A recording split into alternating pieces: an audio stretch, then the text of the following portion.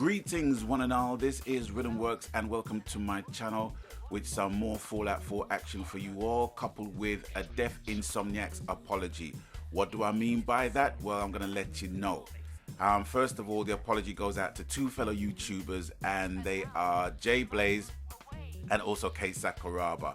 They must be thinking, well, what you got to apologize for, Rhythm? I'm going to tell you, and I'm going to tell my subs as well. Now, a few months ago, I reviewed the Astro A50 wireless gaming headset, and I bought them for £220 in a sale. Now, this is coming from someone that used the Sony wireless Pulse headsets to destruction, to the point where the air cups were hanging off like Pat Butcher's earrings. She's a soap opera character in EastEnders that's renowned for her earrings, for those who are not living in the UK. But they were literally hanging off. They were hanging off the headband, and I secured them with duct tape and cable ties. That's how much I loved those headsets. But it came to the point where they were dying. I had to take the headsets off life support and invest in a proper pair of headsets rather. And doing all the research, the A50s were the ones that came on top amongst a lot of gamers. And namely, Jay Blaze and Kay Sakuraba said, yeah, you're gonna love them, blah, blah, blah, blah. But when I finally got them, plugged them in and tested them, I didn't really like them because they just felt, they felt a bit tight and they sounded a bit too cloudy. Do you know what I mean? They just sounded cloudy in my ears. They didn't have that crisp sound.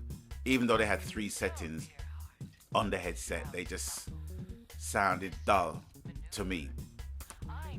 Well, the reason being was because I wired the fucking headsets wrong in the first freaking place.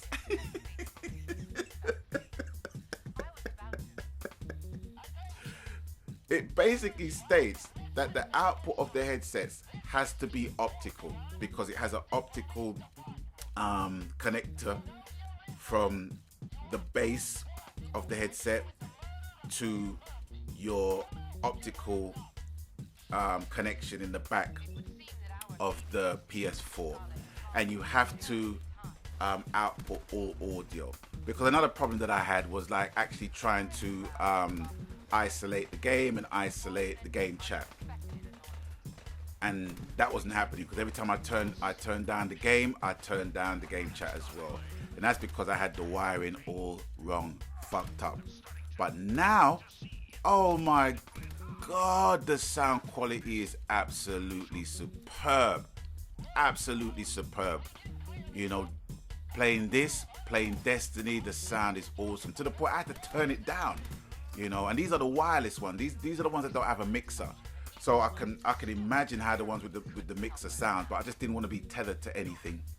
So that's why I bought the wireless. But my goodness, the sound is awesome. It is awesome. It is awesome. I've been proved wrong by my own stupidity. So that's why I want to apologize to Kay Sakuraba and also Jay Blaze, who strongly recommended those headsets to me, and me not feeling them and me more than feeling them now. So thanks a lot, guys, and I apologize for my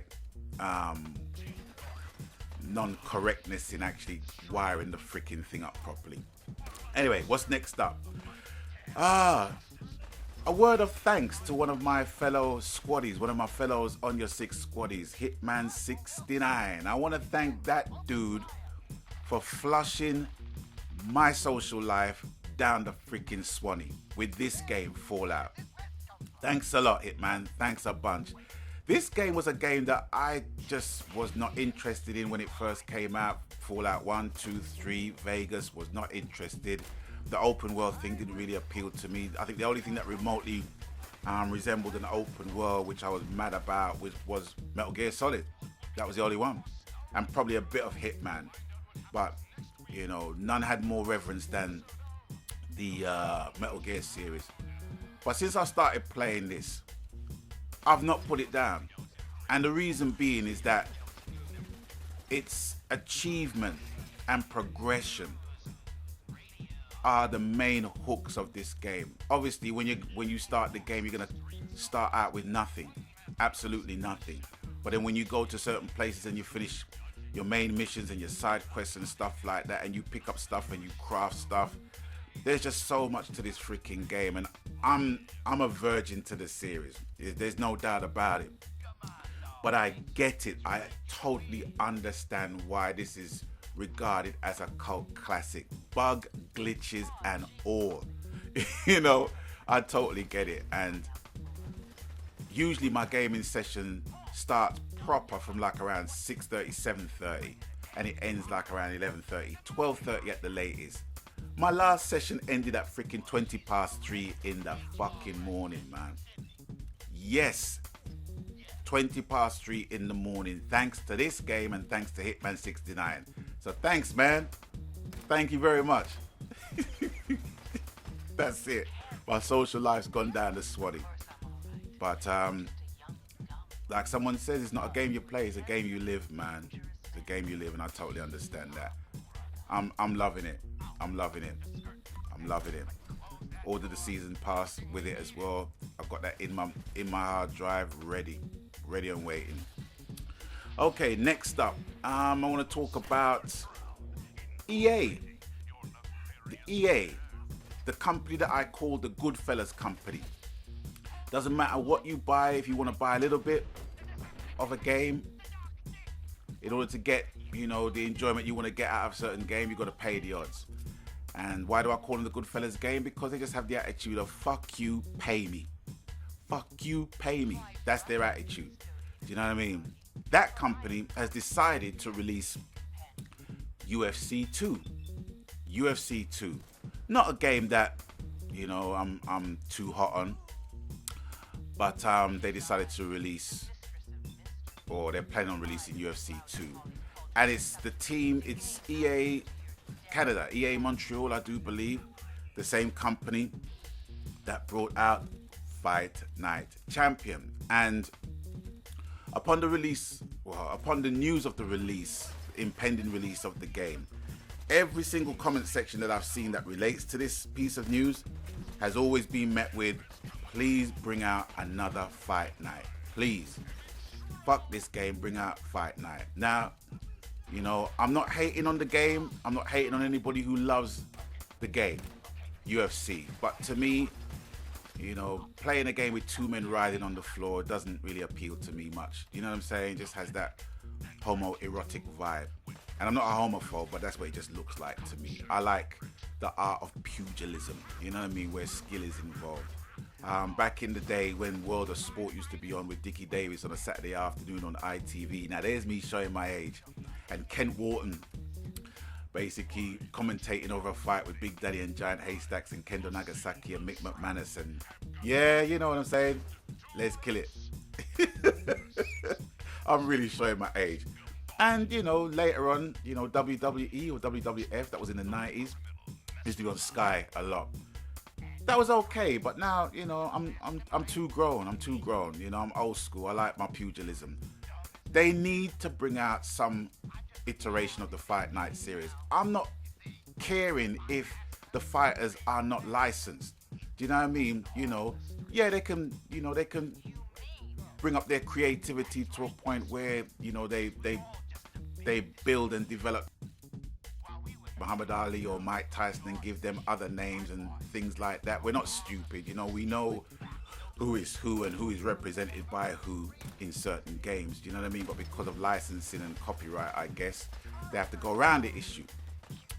And I get that. But I think, you know, with a boxing game right now, even though it might not pull in the numbers or pull in the money or pull in the pay-per-view numbers, you know, there's fans that loves boxing. There's fans that love Fight Night Champion all now. And I got to big up Dave the Rip One, man. He's the guy that's been on the sinking ship with that freaking game, and he's still there. He is still there. You know what I mean? And people like Fight Night's Finest and Relapse and all those guys. You know, I don't know if Relapse basically plays the game anymore, but I know for certain Dave the Rip One, you know, occasionally comes on and puts up fights and stuff like that. So I got to big him up because he's a stalwart fan, you know, and it's still on Last Generation. You know, but I think EA needs to put out another freaking Fight Night game, man, for real. You know what I mean? It's too long now. And I just think with EA and UFC, they're following the money, which I don't wrong them for doing, but come on, man. You know, it takes a bunch of people to make something from a cult classic to an overall classic. That's all it needs. Do you know what I'm saying? And I don't think you're going to need much money to develop a boxing game with unlicensed fighters. You know, if you're waiting for Floyd Mayweather to drop his offer to like around 75 million instead of $100 million to have his name associated with the game, you're going to be waiting a long freaking time, bro. You know, so please, EA, sort it out, man. You've been talking about, yeah, we're putting it on hold because of USC. No, you're putting it on life support. That's what you're freaking doing. You know what I mean? And, you know, I would love to see a Fight Night on PS4. I would love to. And I think it will bring the whole Fight Night community back in a way that you will never see the likes of before. You know, really, really, I really miss Fight Night Champion. It's one of the few games that I've played that I made a lot of friends on. And despite everything, you know, I miss them. You know what I mean? I do miss them. And would like to basically, you know, get back into the Fight Night series and hook up with those guys again, even if it's just that's the only game they play on the PS4 console. So it's with that, I'm gonna bid you guys adios. Thanks for watching, thanks for stopping by, and you know the coup, whatever the game, media, format, genre, happy gaming, because that's what it's all about, ladies and gentlemen, boys and girls, brothers and sisters. And until I catch you on the next one, stay blessed. Magan.